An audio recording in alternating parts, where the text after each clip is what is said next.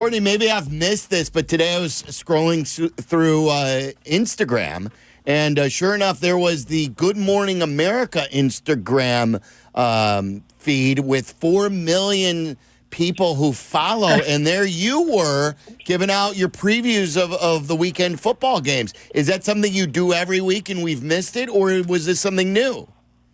No, it's been since the beginning of the season. They do like these NFL previews, and obviously if there's a big Monday night game because of the ABC ESPN crossover, they want to preview those. And the one we did this week is going to be without Jaden Daniels. So hopefully people will still watch. I imagine they will because the Commanders get Deebo Samuel and Terry McLaurin back. But it's fun. I enjoy doing it. It's a different audience, but it's a good one nonetheless.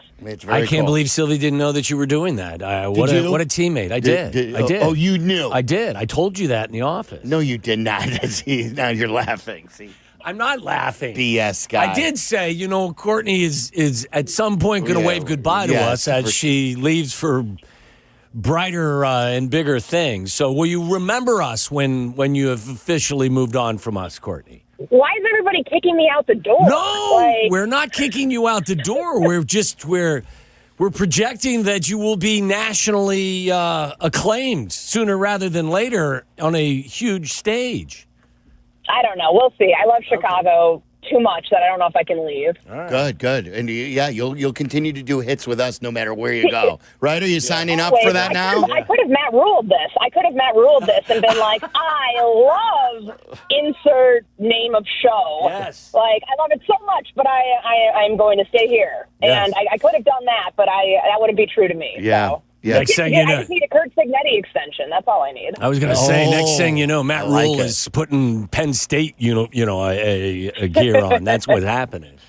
Exactly. All right, Courtney. So, Kyler Gordon. This was when we read that yesterday. That he was only a limited participant.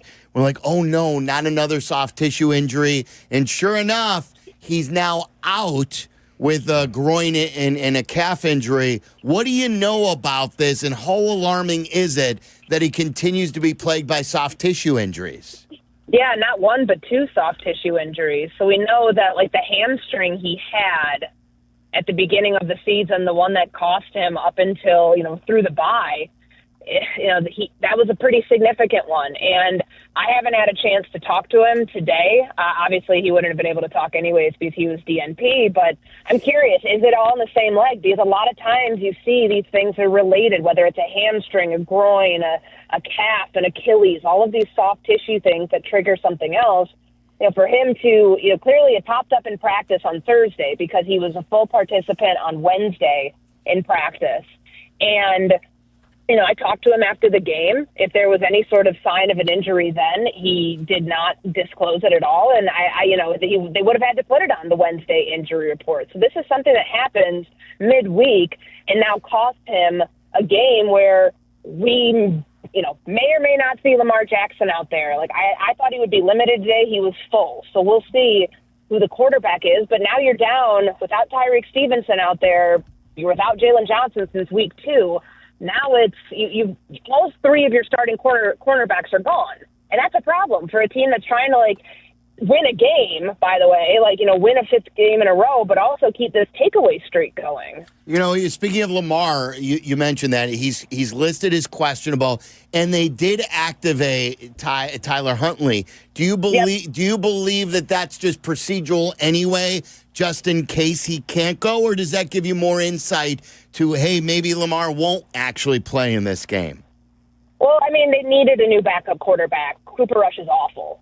He's awful. He cannot operate the offense. They did not trust him to throw the ball in that Rams game. They got 44 hung on them and only put up 10 points against the Texans. They needed to make a switch. I don't know why Huntley was on the practice squad this whole time, but that's why that was done, because he's the new QB too.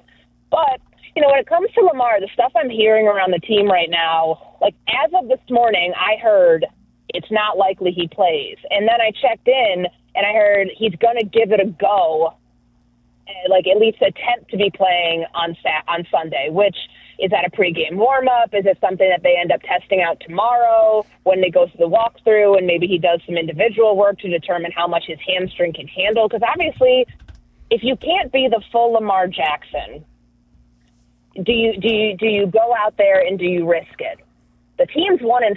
If they lose this game, season over, like officially season opener. I know that it's right now. There's this idea that because they're in the AFC North and the division's just not very good, that they might be able to. Their odds to win it it's not that far off, even at 1-5. But like if you're healthy enough to play, you'd think he'd be out there. I question it because of because of what we've heard about him in practice this week. He took reps behind the other two quarterbacks. I had heard that at the end of practice on Thursday, he wasn't even out there as the team goes back in the building. But Friday, he's a full participant. It's a red zone day. It's not the heaviest day of practice, but it's not insignificant. So it's something to keep an eye on for the rest of the weekend, because this could be, if you're up late tomorrow night, this would be a good time to be checking the Schefter and the Rappaport Twitter feeds, because that's when, if they're going to rule him out, they're going to rule him out Saturday night. And if not, then it's going to be a true game time decision on Sunday. Courtney, if in fact Lamar isn't able to go, how do you expect this Ravens team to perform? They are getting healthy in other spots. They are a desperate team. Mm-hmm. There is tremendous pedigree. They're well coached. They're 14-3 coming out of the bye under John Harbaugh. But if they don't have Lamar, obviously that's a huge kick in the groin. So if, in fact, he's not available, do you still expect this to be a Ravens team that could hold serve at home? I think on defense more than offense, because on offense we saw them with Cooper Rush playing at quarterback until they benched him against the Rams. They ran the ball fairly well with Derrick Henry. Obviously, they went away from it in some pretty critical situations, like the goal line, where they had 3 straight runs stopped inside the 1. But it's he still had over 100 yards rushing, which he had not had up until that point. So I imagine if Lamar's not out there, but even if he is, because he's not going to be 100% right now, you lean on the run game. You lean on Derrick Henry. And now the Bears' defense has stopped the run effectively the last couple of weeks. 44 yards on the ground last week is something to hang your hat on. But I think on the other side of it, defensively, that's where the health will show up the most. You have Roquan Smith back to try to limit your run game that has gotten some explosive plays I generated out of it the last 2 games. They have, Kyle Hamilton is not on the injury report. Chidobe Awuzie is back, not on the injury report. Who am I missing? Marlon Humphrey, not on the injury report. There's a lot of pieces that, for a defense that has struggled, and they don't rush the passer all that well. They don't have the sack numbers to show for it. They don't have the pressure numbers to show for it. They're getting healthy at a time where it's beneficial, and I feel like they're going to lean on their defense to try to carry them in this game, to try to throw Caleb Williams off. With some, I think that if you're Zach Orr, you throw the kitchen sink at this quarterback, kind of the way that Dennis Allen decided to do to his second-year quarterback last week in Spencer Rattler. Now, obviously, different talent levels here, but they know that Caleb holds on to the ball a long time. There's been the issue of when he gets out of the pocket, he can't find guys downfield, and being more decisive with his reads is critical. But I think if you're the Ravens defense, you're experienced enough, you've played together for a long time, that you would feel like you have the advantage there. Do you believe, I started the show saying this to Waddle, could this be the game, even though they're going to try all that stuff that you were just mentioning, where Caleb Williams emerges, because they're going to need to score a lot of points, especially with their injuries on defense. Do you think Caleb could be up to the task to win a shootout? A shootout, they were, I think, all the 2 games that they won by 1 point shootouts by any stretch, but they're close games. Can he win? I thought it would come back. But hold on. No. Well, we'll reestablish with Courtney here in a minute. These days, she's got the ESPN 1000 phone. When she leaves us, she's going to get a phone. It's like a satellite phone. Maybe Jesse gave her. Yeah. his phone. But like a lot of times with the cells these days, back in the day when you would lose someone, you knew they were gone. Right. Now it goes in and out, and like it reestablishes itself. Yeah. All right, continue on about you were saying about they won close games, but they weren't shootouts. And then that's when we lost you. Yeah, I mean, I think that is he capable of doing it? Yes, but you got to start seeing what made him great before, which is hitting those receivers on the run, not missing the way that he did with Roma Dunze, for example, on those 3 throws that they just did not connect on ahead of the third quarter, at the end of the second quarter. Like, those are the things that Caleb's been off on. And if he can't revert back to bad habits, to me, that's like the number one thing when it comes to put the offense on your back and show that you can be the reason they win and not the reason they win in spite of you.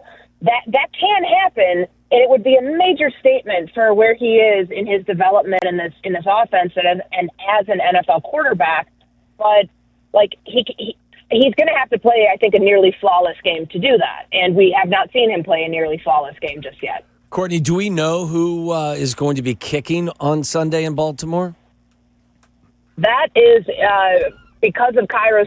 So Cairo's questionable, and they have said that when he's healthy, he will be the kicker. So that's something they're going to have to determine tomorrow, because if they're going to call Jake Moody up from the practice squad, I believe you only get 2 of those, to where then you have to sign him to the active roster. Now, could they carry 2 kickers on the roster in the short term? Sure, most teams don't, but I would feel because they'd have to sign him to the roster and keep him up there. You can't have him revert back to the practice squad after doing it 2 times. That, if Cairo's healthy enough, because of that, they would keep Jake Moody on the practice squad. What do you make too in relation to this? If they need 2 kickers here to still carry another week with Austin Booker, I've heard you discuss this, with the rules about with the window, the official day. What do you know about Booker? Why he's not been elevated yet, and the chances that he is elevated for this game? Well, Ben Johnson said that he envisioned it being soon, so the window's closing. I'd have to look and see what the exact date is of when he was activated, because it's 21 days after they return to practice. Otherwise, you revert to IR for the rest of the year. If he's not activated, and he's been fully healthy, he's questionable for this game, and if he can't get onto the active roster, it's telling you 2 things. Number one, that they trust the pass rushers that they have over someone like Austin Booker, and they feel that someone like Dominique Robinson is better to have up on game day than him. Or it tells you that, not a fit in Dennis Allen's defense, might not be the prototype for somebody coming off the edge. Front office might view him differently than the coaching staff does. And that could be one of those ones where you look at it kind of like a Roschon Johnson. Front office, very high on Roschon Johnson. This coaching staff, at least on offense, can't really find a role for him. You could be looking at another situation like that for Austin Booker if he's not able to get up, although just given the way that Ben Johnson talked about it when I asked him about it on Monday, it feels like tomorrow they could have a slew of moves with practice squad elevations and, trying to get him onto the active roster if they do, because I think it's pretty much the last game week that they could do it. Courtney, do you know, or has there been any reference to the severity of the injury that Tyreek Stevenson has with the shoulder? And with him and now Gordon and Jalen Johnson out, does that change the dynamic with regard to their willingness to make a deal before the trade deadline to bolster their secondary? Hard, if they win this game, it would be hard. I think you'd be hard pressed to sit still, because you're 5-2 at that point. Look at what's happened in Minnesota. They've fallen off a cliff. You feel like you could gain some ground on them, and who knows what's going to happen to the Packers when they go to Pittsburgh on Sunday. But if you feel like you have a chance and your secondary is this banged up, and we know that Kyler Gordon now has these soft tissue injuries that are, he's been up for 2 games. You can't rely on that. Then I think you look around, but with Tyreek Stevenson, Ben Johnson said day-to-day, week to week, so left it incredibly vague, which at the beginning of the week should have been was a context clue that he wasn't playing this week, that Cole Kmet wasn't playing this week, but they're avoiding IR. So that I think is a sign that he'll be back. I mean, certainly he's not going to miss 4 games, otherwise you'd put him on injured reserve. but maybe it's a week, maybe it's 2. I saw him in the building the other day. He looked okay, but it's a shoulder injury that cost him the second half of that Saints game, and it's going to cost him this one too. So it's not insignificant by any stretch, considering you're down to, like, Nashawn Wright is your only healthy outside corner right now that has actually played legitimate snaps in this defense and has played pretty well. They're thin everywhere else. Pretty incredible, yeah. It is. Yeah, they need bodies. Well, and this would be the perfect time for them, with all the injuries in the secondary, for this high-priced front four on defense to have a game. You know, yeah. I mean, I think we all share that thought. And maybe Montez Sweat is starting to make some progress and starting to show up more consistently. But Dio Adengbo has not been a guy that has really shown up. But this would be a great game for their front four to do something they haven't done yet. Yeah, and I think they got close last week, like close to breaking through. And, I mean, again, it was against a young quarterback who they threw everything at, the corner blitz, the safety blitz, having guys play up closer to the line of scrimmage. Like, your pass rush and really your pressure, your ability to pressure was because of how aggressive they were with their game plan in utilizing blitzes and other players other than their 4-down linemen, because they're not consistently pressuring with their 4-down linemen. It would be a nice change of pace to continue that on and not have a drop-off. Because Lamar Jackson, if he plays, he's not going to be 100%. Like, he always seems to have some sort of strain that he's dealing with. And I would imagine if he's out there, it was only week 4 against the Kansas City Chiefs when he got hurt. Yes, they had a bye week, but he missed 2 games. And it's not something that I think will be a long-term shut him down for the season thing, because they already would have done that if they felt that was necessary with the severity of the hamstring. But he's not going to be as mobile as he normally is. That's a prime opportunity for this pass rush to get after him. Yeah, let's hope they can deliver. All right, now let's get to the hard news of the week. The Wiener Circle is back at it. They know how to market. That's for sure. You just give away some hot dogs and you get national exposure. And their latest is if Ben Johnson takes off his shirt during the game or after a win, that they will give out more free hot dogs. This was Ben Johnson's answer to that. You'll hear the question from, I believe, Jason Leisure. You heard about the hot dog thing with you taking your shirt off? That's been mentioned. It's a little disturbing. Why would we want to see that? Any comment? No. Why do you assume I'd have? Are you interested in feeding people? Well, yeah, I am. Do you not want people to eat then? I'm a man of the people, so time will tell. He did not say no, Courtney. Waddle and I are putting our money down that if they win and they win their 5th game in a row, that in the locker room for good, better, best, he rips off his shirt. Oh, my God. If he does that, because at first, I didn't know about it until Mark Grody asked Caleb Williams about it the other day, and Caleb I don't know if he had heard about it, because the look on his face and talking about his head coach taking his shirt off would lead you to believe that was the first time he was hearing about it. I think a better... if Ben Johnson doesn't click his pen ferociously for more than a quarter, so we could time that. That should be a better thing. That seems like a more realistic thing than him ripping his shirt off in celebration. But, he left it open-ended. He did not say no. That is a good context clue there, Silvy. Yes. Maybe if they win, he will do it. Who knows? I'll tell you, I don't know how this would go over with the Wiener Circle, but if Ben doesn't take his shirt off and they win, I would put money down that the guys will rip the shirt off of him. Oh, his that's team good. That's good. In celebrate, the shirt's coming off how either way, Courtney. When a guy hits a walk-off home run, they rip their jersey off. The shirt's coming off if they win. I can't believe this became a thing this week. I love it. Yeah. It tells you, though, about the culture around the team. Yes. Can you imagine anybody asking Sleuth about this last year? Yeah. Or, what his response would be, or if anybody even would think that that'd be something he would even remotely entertain? Yeah. Ben, when he's talking about I'm a man of the people, I do think he has a personality that, for as intense as he is, and he is as locked in as anyone I've ever covered as a coach on game day, I do like that he doesn't take himself that seriously when it's something like this. I thought that was a nice way to endear yourself to the fan base, on top of what's already done that, which is the wins in this last month. Flus would have a celebratory haircut, probably, is how he would celebrate a win. But, that's like comparing, and you would know this better than anyone because you were around both and have been around Ben the whole time. Night and day, is it not, in so many different ways? Yeah, I think he's not afraid to have the bravado.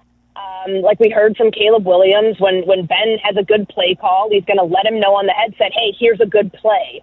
Like, and when something works, he's like, told you it was a good play. Like, I think that part is something that shows, like, the confidence and shows the swagger of this head coach. But, on top of that, he's locked in. There's moments at the podium where he doesn't want to mess around and he wants to get onto the game and he doesn't want to give the game plan away. He's like any other head coach. But I think this fan base would rather have a head coach like that than how Aaron Glenn has handled things in New York, where everything becomes contentious. Like, it's not just the media members that don't necessarily enjoy dealing with that. I think fans don't like that either, when a coach is unnecessarily brash for really no reason, and Ben has not been like that. Yeah, I got one more pressing issue. Are the Bulls back?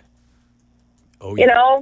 After the other night, I'm hesitant to buy in because I'm going to crash out the next time that Vooch doesn't do anything, and it's you'll be getting texts from me about that because I don't have any self-control when it comes to that team. But it was a good opening game, opening season win. I mean, hey, at least the Bulls aren't the team that has the issue right now with their head coach going to jail for being involved with the mafia. That's right. Small baby steps at this point. Nobody's playing poker in their off nights, we know. I'll take a 10 seed in the East over my head coach getting arrested. And the Feds are undefeated, guys, as we know. So I think the Bulls are at least might not be great basketball, but at least it's not that. Great job, Courtney. Safe travels to Baltimore. Thanks, Courtney. Thanks, guys. Take care. There she is, Courtney Cronin, all over things, and she is brought to you by Costa Ivone.